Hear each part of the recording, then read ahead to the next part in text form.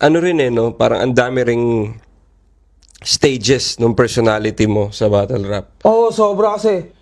Ano ako dati. Nung naglaban tayo, talagang tuspok na tuspok. Ano, di ba? Talagang, ano yun Ryzen days mo yun Oo, kahit yung kaya pre, parang yung mga ganun. Yun, pareho.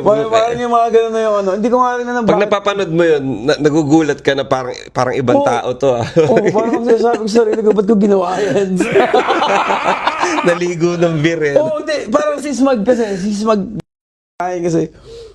Nandun kami sa likod. Binubulungan niya ako. Lagot ka doon. Isip ko bakit? Nakamampari yun. Props. Hindi nagkakaroon yun, tol. Sabayan niya uso ngayon, pa-props. Oo. Sinabutan niya ako ng beer ito. Props mo nga mo. Isip ko na ako. Busong ito na. Pupunta pagkakit mo. Tagal mo pa umakyat. Oo, umakyat. Tulo.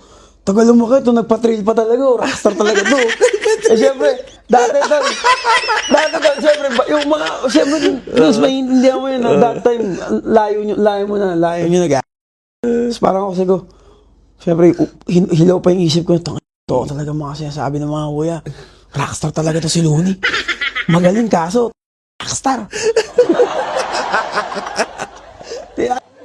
Alas 5 pa ng umaga nun. Oo, tas ako parang, day 1 pa lang, nandito na ako, umuwi ako, tapos babalik ako pa yung huling battle. Nakita ko nga hindi ka, parang Wala, day 1 to, sa'yo pa imo, sakto pa nung araw na yun.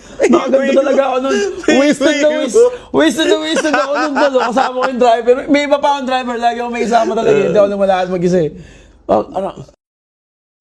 Kaya sabi ko po, patay ako nun kasi nga parang pang-rushing ka na, tapos pag uwi mo, FP pa ulit para, battle ako mamaya. Hindi na ako natulog. Kaya anong gabi na yun, parang, ang tagal na ito Ano ba to? Tagal sa Noon Gym, 7 pa lang doon na ako. Sabi ko nga, para kang ano nun para kang... Pagod na pagod ka, hindi ko na nga alam kung saan ko kinukuha yung pumipiyok na nga ako Kukulang na yung boses. Kasi nga, pagod ka na ang tagal mo naghintay. Pero, dapat kayanin mo nga endurance Parang gano'n Anytime natawagin ka, dapat handa ka. Diba? Parang gano'n lang naman Pero after nun, parang nakita ko sa interview mo kay Boss Toyo, sabi mo after nung battle natin, parang dun nagsimulang magbago yung buhay. Doon nagsimulang magbago yung buhay ko. Doon na rin tinigil yung mga mga bisyo mo. Kasi ang dami ko nang kinita pero wala ako napundar. May mga gigs pa na bed ka na di mo napupuntahan. Dadaanan ko yun. Naging masama talaga ako. So parang gumana yung Pero hindi naman sobrang sama. Parang gumana yung exorcism, yung pagtanggal ko.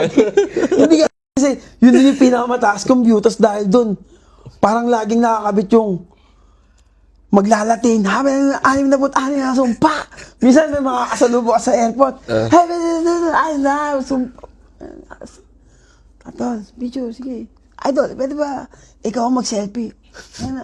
Gusto pa nila minsan ikaw yung ako ng cellphone nila. What the f***?